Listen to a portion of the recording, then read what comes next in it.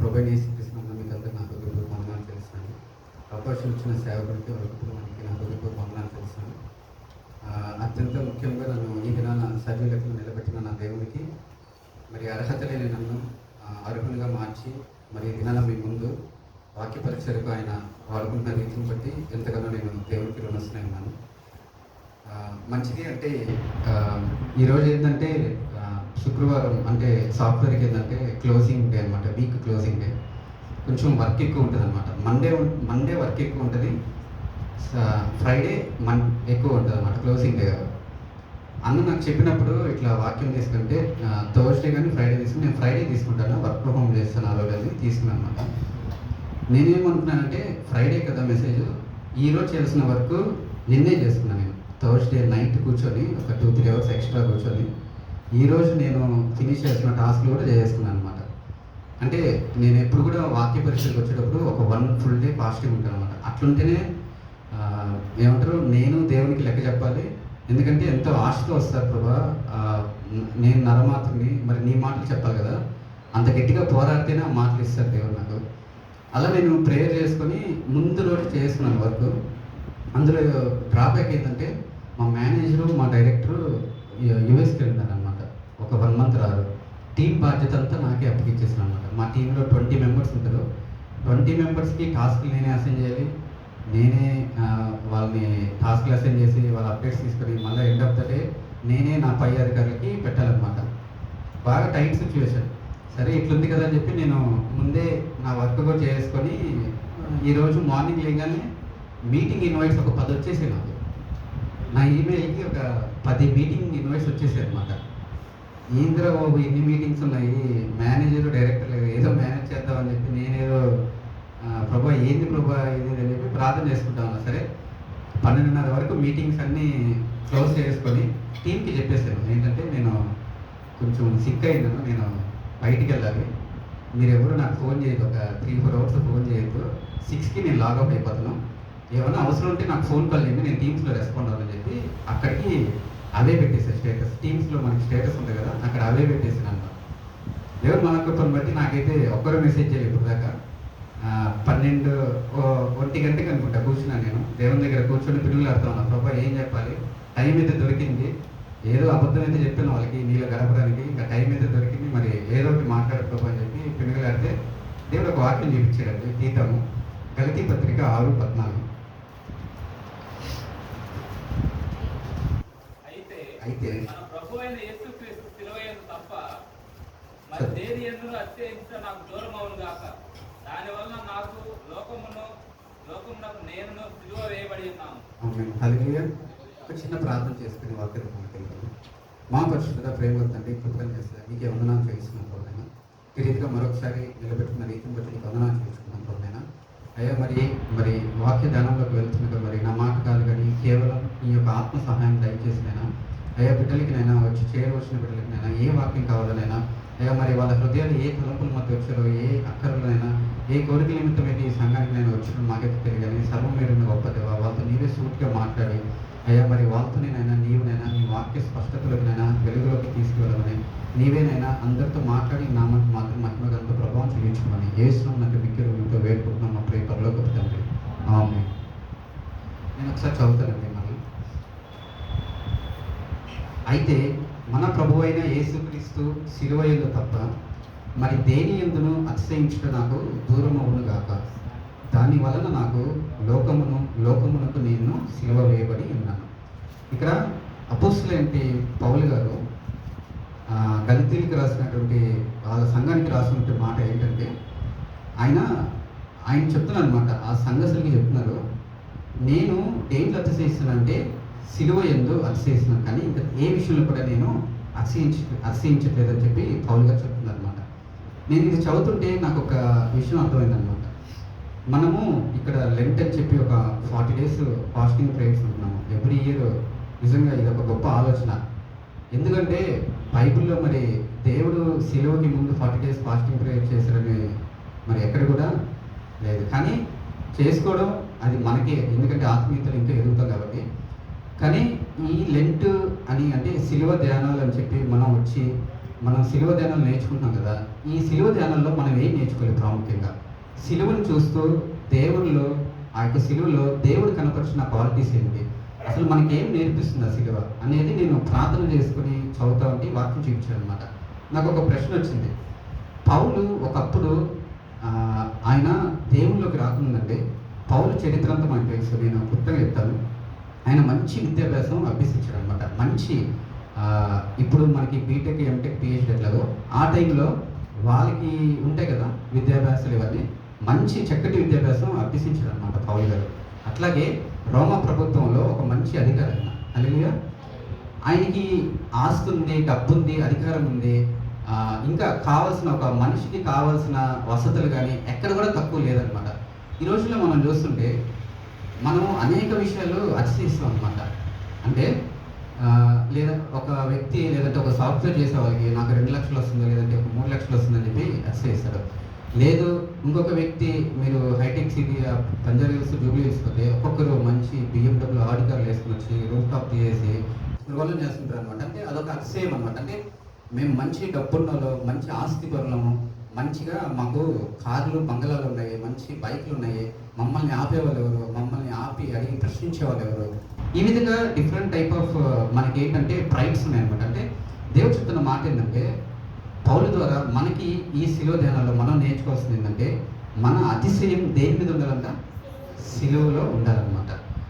ఇప్పుడు పౌలుకి ఆ టైంలో వెళ్ళి హింసించాడు మన క్రైస్తవులు. మీకు అందరికీ తెలుసు, పౌలు చిత్రహింసలు పెట్టాడు అనమాట. క్రైస్తవుల్ని చంపాడు. ఎందుకంటే అంత అధికారం ఉంది ఆయనకి. ఆయనకి చంపే అధికారం కూడా ఉంది. అట్లాగే చంపిన వ్యక్తిని కూడా హాస్పిటల్కి తీసుకెళ్ళి నయం చేసే అధికారం కూడా ఉంది. హల్లెలూయా. అటువంటి అధికారం కలిగిన వ్యక్తి చెప్తున్నమాట. అంటే ఒకప్పుడు అతిశయించాడు పౌలు గారు. తనకున్న బలాన్ని బట్టి, తనకున్న శక్తిని బట్టి, తనకున్న ఆ యొక్క పవర్, రోమ ప్రభుత్వం ఇచ్చిన పవర్ని బట్టి, తనకున్న గోత్రం కావచ్చు, క్యాస్ట్ కావచ్చు, వాట్ ఎవర్, ఆయనకున్న ఒక గుణగణాలను బట్టి పౌలు అతిశయించాడు. ఒకప్పుడు అతిశయించి నాకెవరు అడ్డొచ్చేది అన్నట్టుగా ప్రవర్తించాడు అనమాట. కానీ ఎప్పుడైతే తమస్కు మార్గంలో పట్టబడి ఆయన చేత బాప్తిసం దేవుని గుర్తిరిగి, ఎప్పుడైతే దేవుని తెలుసుకొని ఒక ప్రయాణం, దేవుళ్ళ ప్రయాణం సాగుతున్నానో, ఆ ప్రయాణంలో ఆయన చెప్తున్న మాట ఏంటంటే నేను దేనిలో కూడా అతిశయించను. ఒకవేళ అతిశయించి వస్తే అది నాకు దూరం అయిపోవాలి. ఈ లోకంలో ఒకవేళ ఫిజికల్ లేదంటే మెటీరియల్ థింగ్స్లో ఒకవేళ అతిశయించాల్సిన విషయం కానీ వస్తే అది నాకు దూరం అయిపోవాలని చెప్పి పౌలు గారు చెప్తున్నారనమాట. ఒకప్పుడు తనకున్న విద్యను బట్టి అతిశయించిన వ్యక్తే అదే నోటితో చెప్తున్న మాట ఏంటంటే సిలువను బట్టి మనం కూడా సిలువను బట్టి అతిశయించాలి. ఈరోజు దేవుడు మనం చెప్తున్న మాట ఏంటంటే మనం కూడా ఒకప్పుడు విర్రవీగుంటాం. ఒకప్పుడు మన తల్లిదండ్రులను బట్టి, లేదంటే మీ తల్లిదండ్రులు మంచి ఆస్తి చేకూరుండొచ్చు, మీకు తల్లిదండ్రులు ఇచ్చిన ఆస్తిని బట్టి, లేదంటే మీకున్న వ్యక్తిత్వాన్ని బట్టి ఒకప్పుడు దేవునిలోకి రాకముందు అంటే క్రైస్తవులుగానే ఉంటాం, కానీ ఆ క్వాలిటీస్ ఉండవు అనమాట అందరిలో. అవునంటారు కదా, క్రైస్తవులుగా ఉంటాం కానీ ఆ క్వాలిటీస్ అనేది మనలో ఉండవు అనమాట. ఒకప్పుడు అటువంటి జీవితం జీవించుండొచ్చు, కానీ ఈ లేఖనం ద్వారా దేవుడు చెప్తున్న మాట ఏంటంటే ఈ సిలువ ధ్యానాల ద్వారా మనం ఒకటి నేర్చుకోవాల్సిన విషయం ఏంటంటే ఏ విషయంలో కూడా అతిశయించడం మనకి తగదన్నమాట. ఒకవేళ నీవు నేను కానీ నీకున్న జాబ్ను బట్టి, నీకున్న ఖ్యాతిని బట్టి, నీకున్న పవర్ని బట్టి, నీకున్న విల్ పవర్ కావచ్చు, వాట్ ఎవర్, నీకున్న ఏది కూడా మెటీరియల్ థింగ్స్ పైన ఏదంటే అంటే మెటీరియల్ థింగ్స్ చూసుకుని ఒకవేళ నువ్వు కానీ అతిశయిస్తే క్రైస్తవుడిగా బాప్తిసం తీసుకున్న నీవు నేను గుర్తెరగాల్సిన మాట ఏంటంటే ఈ వాక్యాన్ని మనం నిరర్థకం చేస్తున్నాం. హల్లెలూయా. సో దీన్ని బట్టి మనం ఏం నేర్చుకోవాలంటే ఒకటి, మనం అతిశయించకూడదు అనమాట. సరే, మీరు అడగచ్చు ఒక ప్రశ్న, బ్రదర్ పౌలు గారు అంటున్నారు కదా, ఈ లాస్ట్ ఒకసారి చదువుతానండి. దూరమును గాక దానివల్ల నాకు లోకమునకు నేను సిలువ వేయబడి ఉన్నాను. ఈ మాట అనడానికి గల కారణం ఏంటంటే ఎప్పుడైతే మన పౌలు గారు దేవుని సేవలోకి వచ్చారో ఈ లోకంలో ఏది చూసినా ఆయనకి అత్యంతగా అంటే ప్రాముఖ్యంగా ఏది కనబడలేదంట పౌలు గారికి. హల్లెలూయా. లోకంలో చాలా ఉన్నాయి, ఇంకా ఆయనకి పవర్స్ ఉండొచ్చు, దేవుళ్ళకి వచ్చినా కూడా ఇంకా ఆయనకి డబ్బు ఉండొచ్చు, లేదంటే అది ఉండొచ్చు, లేదంటే మెటీరియల్ థింగ్స్ ఉండొచ్చు, కానీ దేని మీద కూడా ఆయన మనసు లేదనమాట. దేని మీద కూడా మనసు లేదు. కేవలం ఆయన వెళ్తున్న మార్గాలు కావచ్చు, చేస్తున్న పరీక్షలు కావచ్చు, లేదంటే ఒక వ్యక్తితో మాట్లాడుతున్నప్పుడు, గాస్పుల్ షేరింగ్ చేసినప్పుడు, దైవ సేవకులతో మాట్లాడే ఉద్యోగం లేదంటే ఎక్కడికైనా పరీక్షకు వెళ్తారో ఎక్కడ కూడా ఆయనకు ఒక్కటే కనపడుతుందంట, ఏంటంటే సిలువ సిలువ సిలువ. అసలు ఏంటి ఆ సిలువలో ఏముంది? పౌలు గారు ఏం చూసారు ఆ సిలువలో? హల్లెలూయా. పౌలు గారు ఆ సిలువలో అంత చూసి ఆయన చెప్తున్నారు కదా ఈ మాట, ఆయనకి ఏమి అంటే అంత ఆకర్షణీయంగా ఏం చూపించాడు దేవుడు? ఈరోజు నేను అడుగుతున్న ఒక ప్రశ్న, ఈరోజు మనం అనగలుగుతామా దేవుని సన్నిధిలో, ప్రభువా నేను దేని ఎందుకు అసహించట్లేదు, ఒక్క నీ సిలువ వైపు చూస్తాం కాకుండా ఇంకా దేని మీద నేను అసహించలేదు, మనం ఈరోజు చెప్పగలుగుతామా? నేనైతే చెప్పనండి, నేను నిలబడి చెప్తున్నాను కదా, నేనైతే చెప్పలేను. అంటే పౌలు గారు 100% ఫుల్ఫిల్గా చేస్తున్నారు. అదే భక్తి అంటే, ఇంకేం లేదు. దేవుళ్ళలోకి వచ్చి బాప్తిసం తీసుకొని మనం ఒకప్పుడు మన ప్రవర్తన బాగాలేకపోవచ్చు, కానీ దేవుళ్ళలోకి వచ్చిన తర్వాత మన ప్రవర్తన ఎట్లుండాలంటే 100% ఫుల్ఫిల్మెంట్ చేయాలన్నమాట. సగం అక్కడ సగం ఇక్కడ ఉండకూడదు, 2 పడవల మీద కాలు పెట్టకూడదు అనమాట. మన పౌలు గారు అట్లే ఉన్నారనమాట. దేవుళ్ళకి ఒకప్పుడు రాకముందు తన జీవితం వేరు, కంప్లీట్గా విరుద్ధంగా బతికాడు. కానీ దేవుళ్ళకి వచ్చాక మన పౌలు జీవితం ఎలా అయిందంట, దేవుడే మొత్తం నడినిందించి అడికాల వరకు. ఒకవేళ ఆయన బ్లడ్ కోసి కానీ ల్యాబ్ టెస్ట్ని పంపిస్తే అదే వస్తుంది రిపోర్ట్, ఏంటి will die for Jesus, will live for Jesus. అదే వస్తుంది అనమాట. అంటే అంత కసితో భక్తి చేశాడు అనమాట పౌలు. ఈరోజు దేవుడు మాట్లాడుతున్న మాట ఏంటంటే, పౌలు వలె ఒకవేళ నువ్వు ఎటువంటి బిజీలో ఉండొచ్చు, ఒకవేళ నువ్వు జాబ్ హోల్డర్ అయి ఉండొచ్చు, లేదంటే బిజినెస్ చేసి ఉండొచ్చు, లేదంటే ఇంకేదైనా చేయొచ్చు. ఈరోజు నీ అతిశయం దేని మీద ఉంది?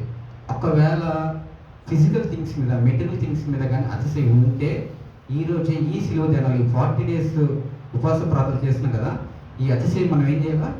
తీసేసుకోవాలి, ప్రార్థన చేసుకోవాలన్నమాట. అంటే దేవుని ఉపవాసంతో ఉండి వస్తున్నాం కాబట్టి మనం ఏం చేయాలా? ఈ సిలువ ధ్యానాలతో మనం ఏం నేర్చుకోవాలంటే, మనకి ఏదైనా అతిశయాలు ఉంటే అదంతా కూడా తీసివేయబడాలన్నమాట. సరే, ఇక్కడ ఏం చెప్తున్నానంటే, అసలు ఏంటి అతిశయిస్తే ఏమవుతుంది? మన పౌలు గారు ఏం చూశారు? దేవునిలో ఆయన ఆకర్షణ, లేదంటే ఆ యొక్క దర్శనంలో కానీ ఆయన యొక్క సేవా పరిచయంలో ఆయనకి ఆ దేవుడు ఏం చూపిస్తే, అంటే దేవుడు ఎట్లా నడిపిస్తే ఆయన మాట అంటాడంటే, నేను దేవుని ధ్యానం చేస్తానంటే నాకు ఒక 2 మాటలు చెప్పాడంటే, సిలువ ద్వారా మనం చాలా నేర్చుకుంటామండి. కానీ నేను ఒక 2 మాటలు చెప్పి నేను నా యొక్క వాక్యాన్ని ముగించేస్తాను. ఒకసారి దానికంటే ముందు ఒక చిన్న లేఖనం వాళ్ళు చూడము. ఏహెచ్కేలో 31:14 చెప్పాను.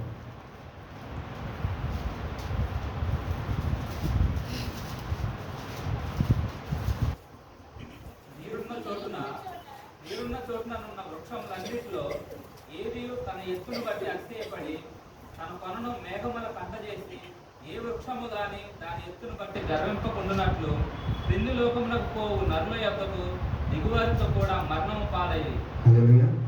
ఇక్కడ లేఖనం సెలవిస్తుందంటే, ఒక వృక్షం ఉందంట. మీరు ఇంటికి వెళ్ళి చదవండి, 30-31 అధ్యాయాలు ఇంటికి వెళ్ళి చదవండి, చాలా చక్కగా రాస్తాడు. అతిశయిస్తే ఎలా ఉంటుంది నీ బ్రతుకు అనేది ఇక్కడ క్లారిటీగా రాస్తాడు అనమాట. ఇక్కడ ఒక వృక్షం ఉందంట. ఆ వృక్షాన్ని దేవుడు ఎక్కడ నాటాడంటే, నీరున్న చోట దగ్గర నాటాడు. చాలా వృక్షాలు ఉన్నాయి, కానీ ఒక వృక్షం ఉందంట. ఆ వృక్షాన్ని ఎక్కడ నాటాడంట? నీరున్న చోట దగ్గర. అంటే దాని కింద మొత్తం ఏముందంట? నీరు. ఇది ఆ వృక్షం ఏమైంది? క్రమేణా మంచిగా ఎదిగింది, బాగా ఆకాశం అంత ఎదుగుదల దానికి కనబడేది. అంటే మంచి ఏమంటారు, ఎదుగుదల చూసింది ఆ వృక్షం. ఒకనొక టైంకి ఆ వృక్షం ఏంటంటే, ఒక స్టేజ్కి వచ్చాకంట ఆ వృక్షానికి ఒక గర్వం వచ్చిందంట. అంటే ఈ ఎదుగుదల నా వల్లే, నేను పొందుకున్నాను ఎదుగుదల, నేనే నా అని పదం వచ్చిందనమాట. అరే, నీరున్న చోట్ల నాటిందే దేవుడు. అలాగే అట్లాంటిది ఆ వృక్షం అంటున్న మాట ఏంటంటే, నా వల్ల నేను మంచిగా ఎదిగాను, నా సొంత బలాన్ని ఉపయోగించి నేను ఎదిగాను. ఈ రోజున మనం అంటాం, అదే నేను చాలా బాగా కష్టపడి ఇంత ఎత్తుకి ఎదిగాను బ్రదర్ అంటారు. తప్పదు. నేను చాలా రాత్రింపగలు కష్టపడి కోడింగ్ చేసి నేను ఈ స్టేజ్కి వచ్చిన బ్రదర్ అంటారు. కాదు, నీకు జ్ఞానం ఇచ్చిన దేవుడే, నీకు అది తెలియట్లేదు అనమాట. హల్లెలూయా.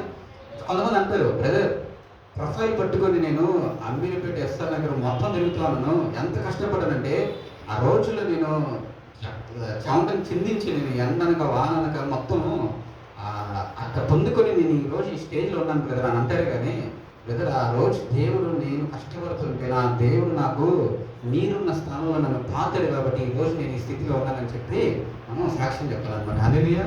ఈరోజు దేవుడు కోరుకునేది అదే అనమాట. మన అతిశయము సిలువ దగ్గరే ఉండాలి, కానీ అతిశయము నా అని ఎప్పుడైతే నీ హృదయంలోకి వస్తుందో అప్పుడే నీ పతనం అనేది స్టార్ట్ అయిపోతుంది. ఎంతోమంది ఉన్నారండి, ఆదికాండం నుంచి ప్రకటన వరకు చూడండి, అతిశయించిన రాజులు కావచ్చు, రాజులు కావచ్చు, చాలా మంది ఉన్నారు. మంచి మంచి రాజులే, మంచి మంచి సేవకులు కూడా అతిశయించిన వాళ్ళ జీవితం ఏమైపోయిందంటే అతలాకుతలం అయిపోయిందనమాట. ఈ వృక్షానికి కూడా ఎలా అయిందనమాట.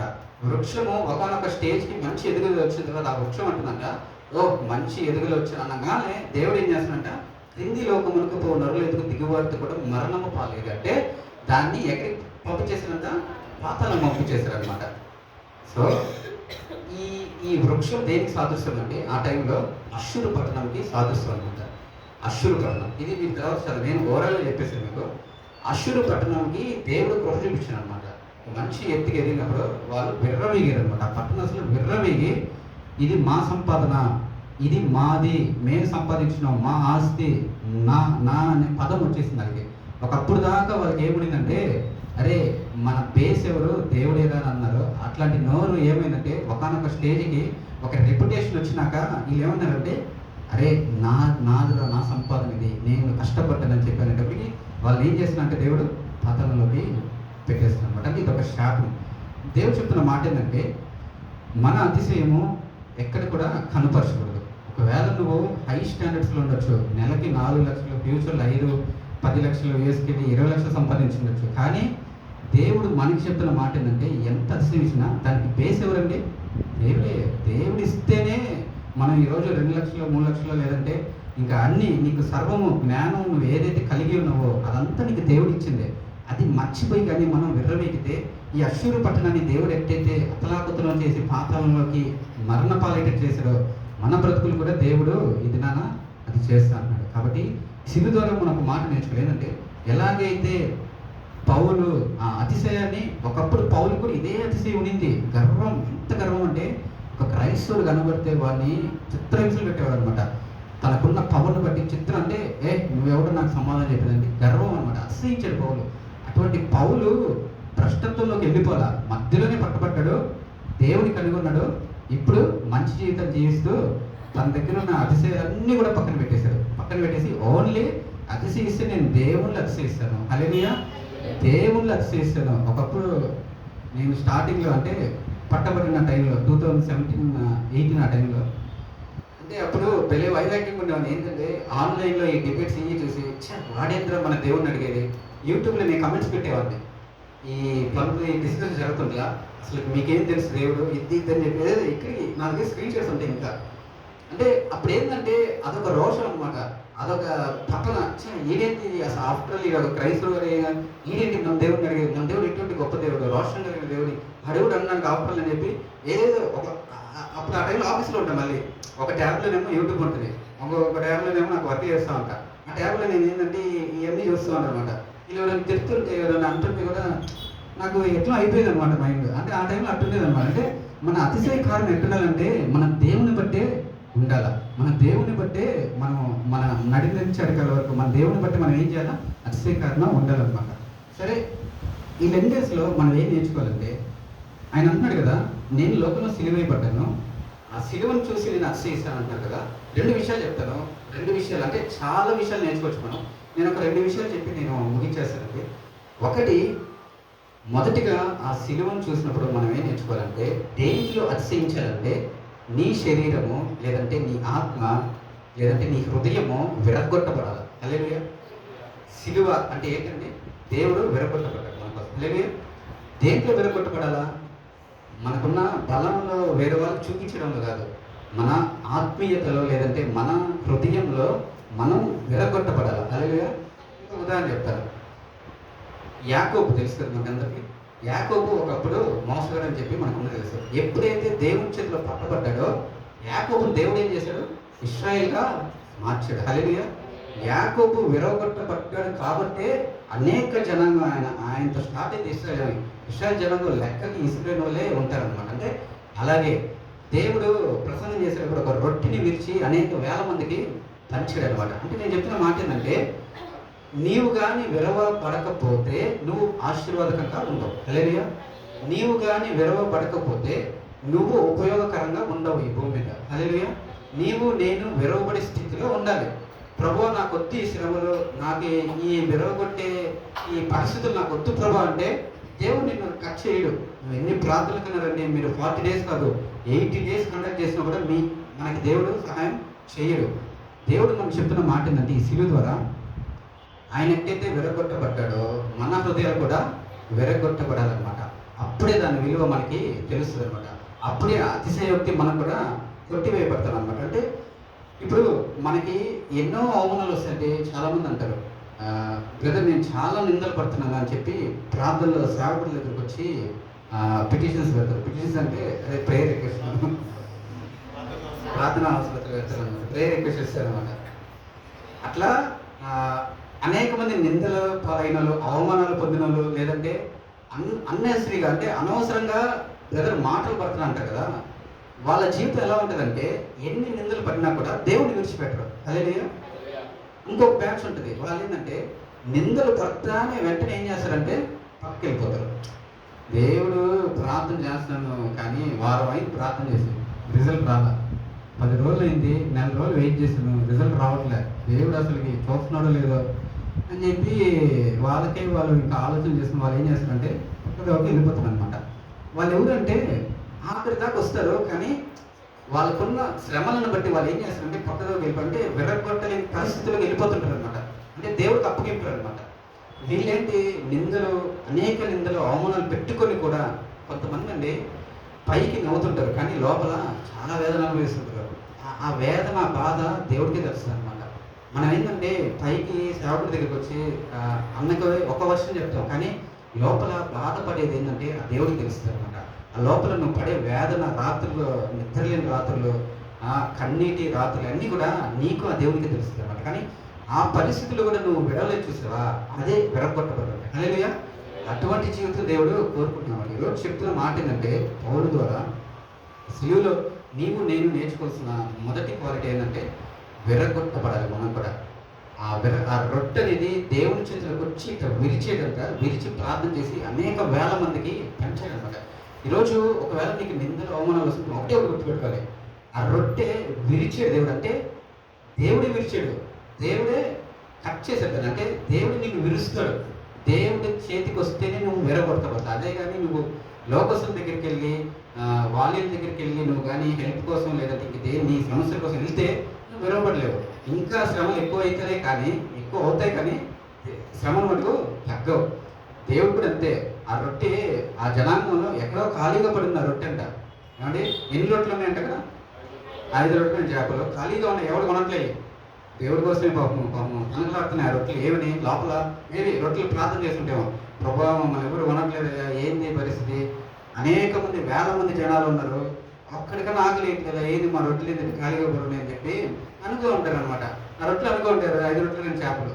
కానీ అన్ని నిందలు పడుతున్నా కూడా రొట్టెలు, ఇప్పుడు ఒక షాప్కి వెళ్తాం మనం, కర్రీస్ మనం ఆదివారం కర్రీస్ తెచ్చుకుంటాం కదా, మనం ఒక షాప్లో నచ్చలేదు అనుకోండి, కర్రీస్ బాగాలేదు, మనం ఏం చేస్తాం వెంటనే వేరే షాప్కి వెళ్ళిపోతాం, లేదంటే తెచ్చుకుని పడేసి ఇంకా ఆ షాప్కి వెళ్తారు బాగు.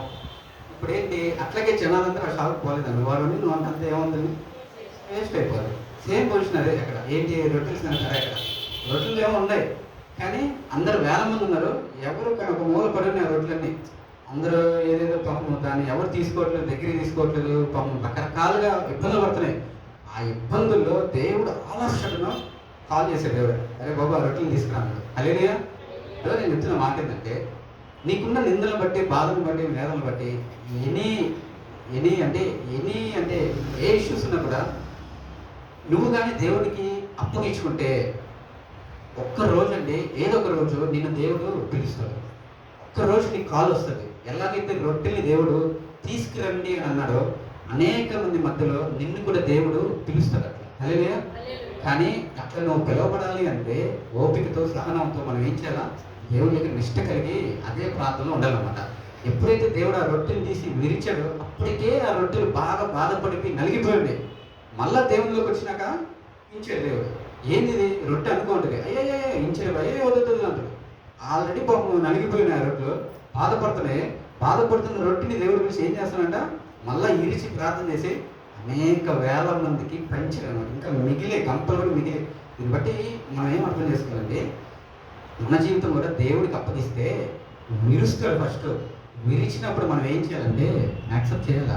దేవుడు కొన్ని శ్రమలు కావాలని ఇస్తాడండి, కానీ మనం యాక్సెప్ట్ చేయాలి. ఇదేంటి ప్రభా, నేను ఇంత భక్తి చేస్తున్నాను, నాకేంటి ఈ శ్రమను అనకూడదు. దేవుడే విరుస్తాడు, దేవుడే అనేక మందికి నిన్ను ఆశీర్వాదంగా ఉంచుతాడు. దేవుడే నిన్ను విరిచి అనేక మందికి ఆశీర్వాదంగా నిలబెట్టి నీ వల్ల అనేక మందికి ఉపయోగపడేటట్టు నేను నిలబెట్టి చేస్తాడు. హల్లెలూయా. అటువంటి దేవుడు మనం ఆరాధిస్తున్నారు. సో ఈ సిలువలో మనం ఏం నేర్చుకోవాలంటే విరగొట్టబడాలన్నమాట. ఎలాగైతే ఒక రొట్టె విరగొట్టబడి అనేక మందికి ఆశీర్వాదకరంగా నిలబడిందో నీ చింత కూడా అలాగే ఉండాలా. 40 దినాలు మనం ఎన్నో పనులు మానుకొని మనం ఈ సంఘానికి వస్తూ సేవకులు కండక్ట్ చేస్తారు. ఇక్కడ మనం ప్రార్థనలు విజ్ఞాపనతో వస్తున్నాము. మనం ఏం చేయాలంటే ఒక ఇది పెట్టుకొని రావాలి మనం. అంటే నిశ్చిత కలిగి రావాలి మనం. ఏదో పాస్టర్ గారు పెట్టారు కదా, ఏదో రావాలి, ఓకే పోస్ట్ వచ్చింది 6:30కి 7:30కి రావాలి, అట్లా ఉండకూడదు. వస్తే పొందుకొని పోవాలంతే. అంటే నేను ఎంత ప్రార్థన చేస్తానంటే ఏదైనా ఫంక్షన్ మీద ప్రార్థన చేస్తాను. ఒక రోజు పట్టచ్చు, 4 రోజులు పట్టచ్చు. నువ్వు ఇస్తే కదా వదలను ప్రభా. ఏమని ఎట్ట పిడుగు మన భక్తులు పిడుగులాడే చూడు, రాత్రంతా పిడుగులాడాలి అంతే. నీకున్న శ్రమను బట్టి నువ్వు పిడుగులాడాలి అంతే. ప్రభువా నన్ను విరుచు అని చెప్పి మనం అడగాల దేవుడిని. హల్లెలూయా. ఆ రీతిగా మనం సిలువను చూసి మనం మొదటిగా ఏం నేర్చుకోవాలా? విరగొట్టబడే అనుభవం మనకి ఉండాలి. రెండు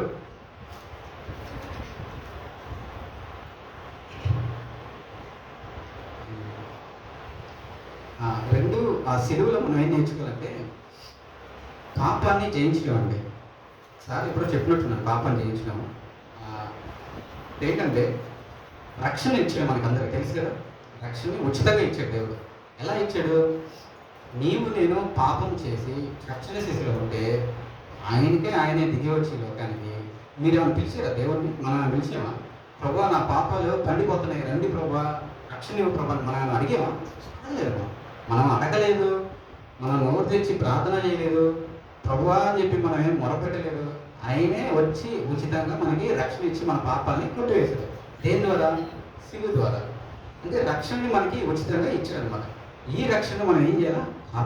కాపాడుకోవాలంటే నీవు నేను నిత్యము పాపపు జోలికి పోకూడదు. అలాగే పాపం ఎలా ఉంటుందంటే, నేను ఒక చిన్న ఎగ్జాంపుల్ చెప్తాను.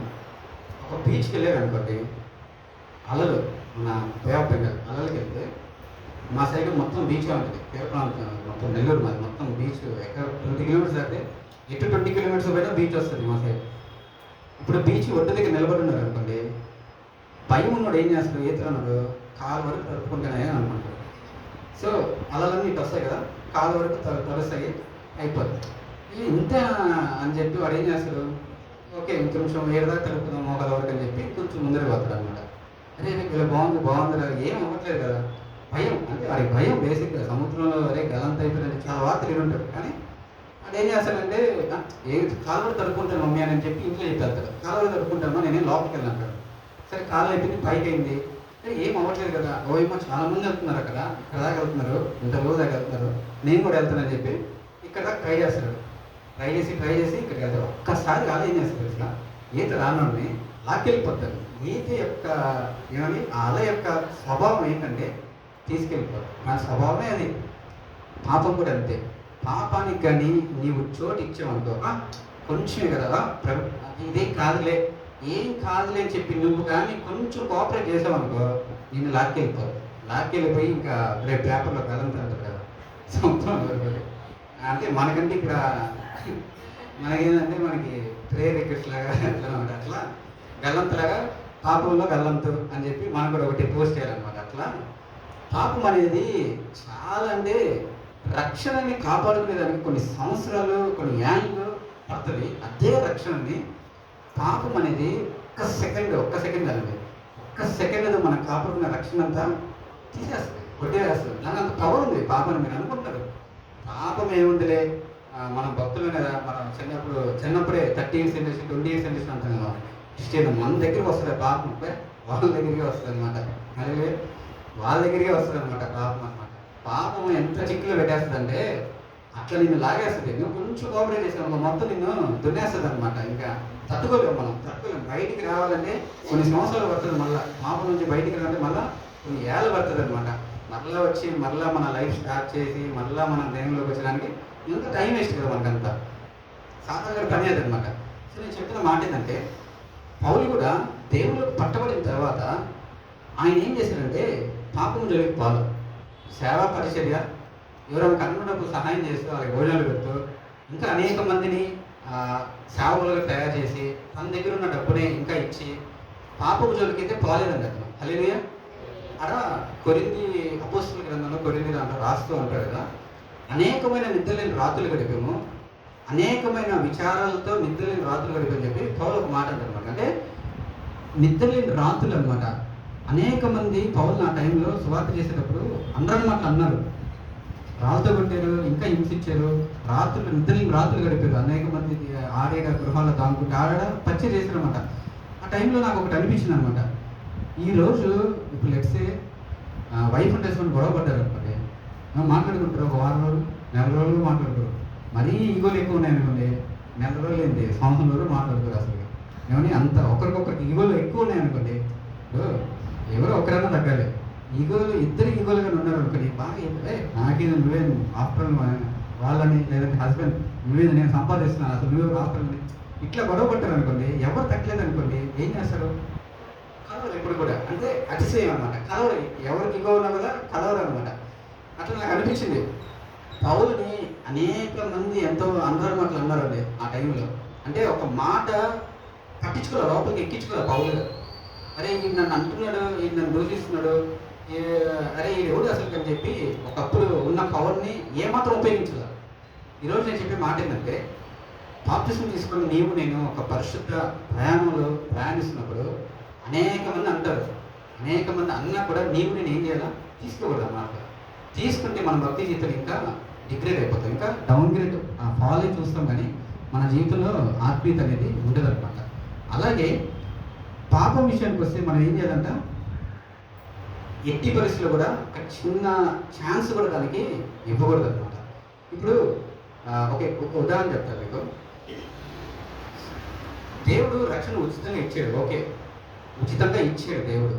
కానీ సిలువను చూసి మనం నేర్చుకోవాల్సిన విషయం ఏంటంటే, రక్షణ ఇచ్చాడు ఓకే, పాప జోలికి వెళ్ళొద్దు అంటాడు ఓకే, పాపం చేయించాడు ఓకే, కానీ ఆ రక్షణని నువ్వు ఎలా పొందుకున్నావు? పొందుకునే స్థితిలో ఉంటున్నావా?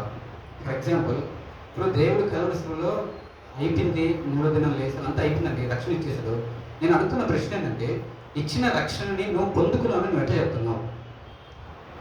ఆయన ఇచ్చిన రక్షణ, ఆ బలియాగం ఒక రక్షణ ఇచ్చాడు కదా, నీ పాప నా పాపను తీసివేశాడు కదా, నువ్వు ఎక్కడ డిక్లేర్ చేస్తున్నావు, ఎక్కడ అక్నాలెడ్జ్ చేస్తున్నావు? నీ సైడ్ నుంచి నువ్వు ఓకే నా దేవుడు నా కోసం మరణించాడు, నాకు రక్షణ ఇచ్చాడని చెప్పి ఆన్ వాట్ బేసిస్ అది నువ్వు చెప్పగలుగుతున్నావు అనేది ఒక ప్రశ్న. ఆ ప్రశ్న మనం వేసుకోవాలి. ఉదాహరణకి ఒక తండ్రి కొడుకులు ఇదే ఇట్లాంటి ఒక గృహంలో ఆడుకుంటా ఉన్నారు, తండ్రి కొడుకుని ఆడిపిస్తూ ఉన్నాడు. ఉదాహరణ ఆల్రెడీ ఎప్పుడో చెప్పినట్టు గుర్తు, ఒక తండ్రి తన కొడుకుని ఆడిస్తూ ఉన్నాడు ఇంట్లో. బయట కన్స్ట్రక్షన్ వర్క్ జరుగుతుంది.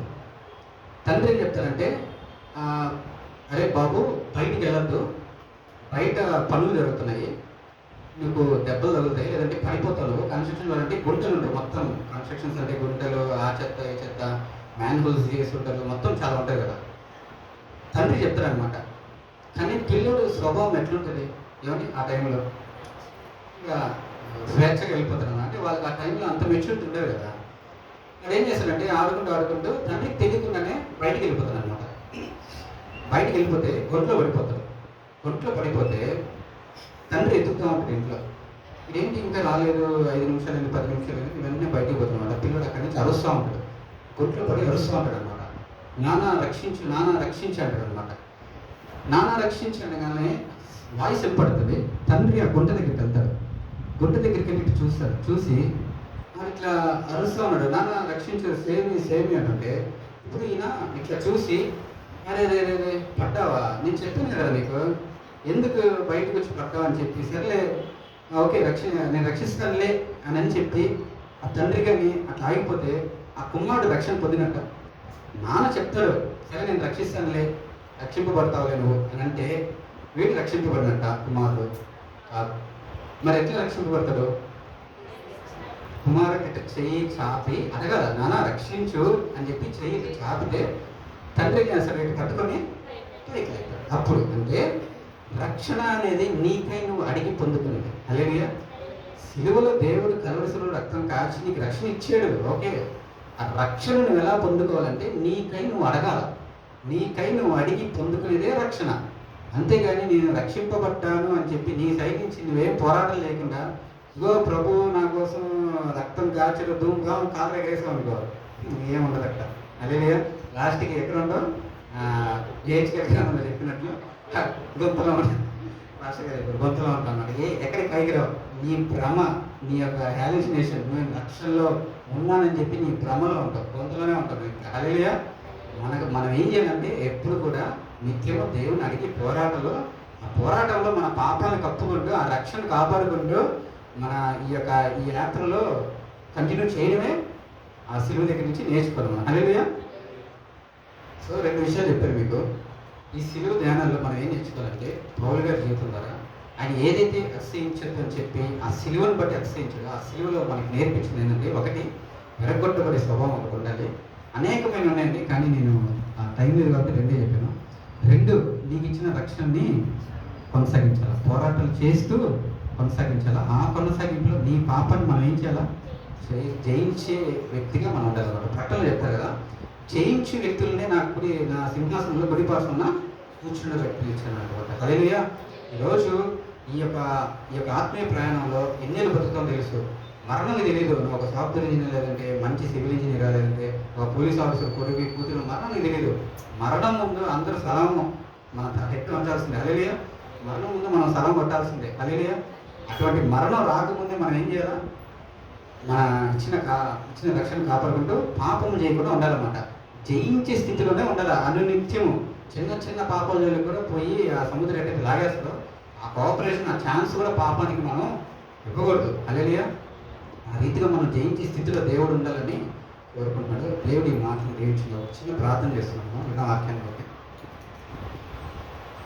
అడుగుదాం ఒకసారి దేవుణ్ణి.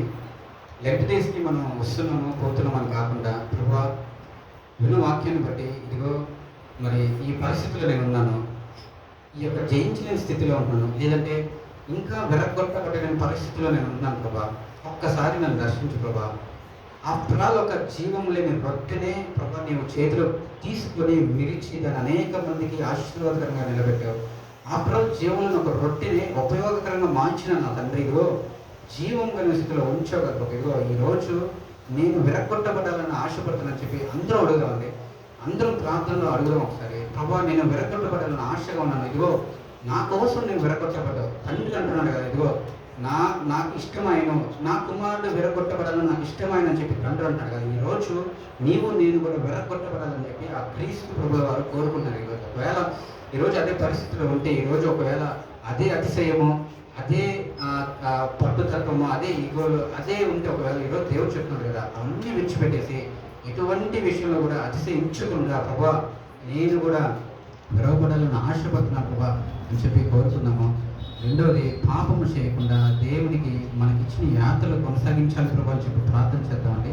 మహాపరిశుద్ధుడా ప్రేమగల తండ్రి కృపగల యేసయ్యా నీకే వందనాలు చేసుకుంటున్నాం ప్రభా. మరి రీతిగా మరొకసారి నీ వాక్యం ప్రభునైనా ఇంకా సన్నిధానం నీ సంఘానికి నీ సంఘర్షణ మాట్లాడేప్పుడునైనా అయ్యా మరి ఎందరైతే ప్రభునైనా నీ వాక్యంతో ప్రభావ మాట్లాడుకోకపోయినా అయ్యా వాళ్ళ హృదయంలో ప్రభునైనా అయ్యా ఇదిగో నా దేవుడు మాట్లాడే నీ హృదయంలో ప్రభునైనా అయ్యా మరి నీవేనైనా వాళ్ళతో మాట్లాడి నీకు వందనాలు చేయించుకున్నాను ప్రభునైనా.